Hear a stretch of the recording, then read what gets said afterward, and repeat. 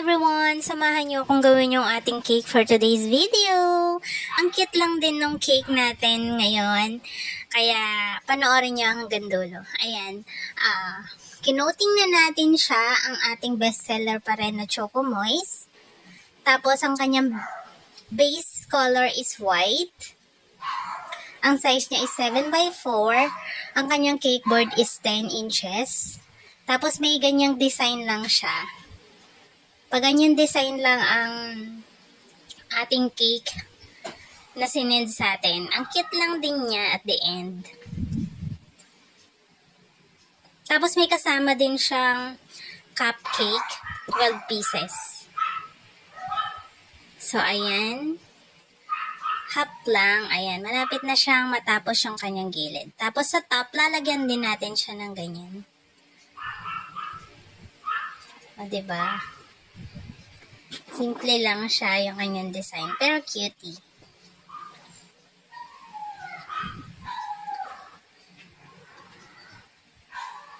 So, ayan na. Tapos, lagay na natin yung kanyang mga non-edible toppers, yung mga balls. Tingnan nyo yung, as you can see, yung balls natin. Meron siyang clear, merong white. So, dapat dalawang clear yan. Kaso, ewan ko ba, yung dumating, iba. Minsan talaga, pala decision din yung ating mga ino-orderan eh.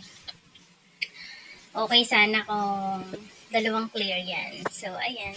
Pinush na lang natin. Tapos, ayan yung kanyang mga butterfly. Ang cute lang din ng color. Tapos, lagyan lang natin siya ng edible pearl na big and small. Different sizes. Ayan, in-sprinkle ko at yung iba ay binato-bato ko lang siya dyan. Ayan yung mga cupcake niya na 12 pieces na nilagyan ko na lang siya ng white and yung color niya na pink. 2 colors. Tapos, syempre, pearl, edible pearl para shiny. So, ayan na siya. Ang kanyang pangalan is Abian Rain. 1 years old na siya. Diba? Ang cute ng cake niya. So, ayan na siya. Patapos na ang ating video. Thank you for watching.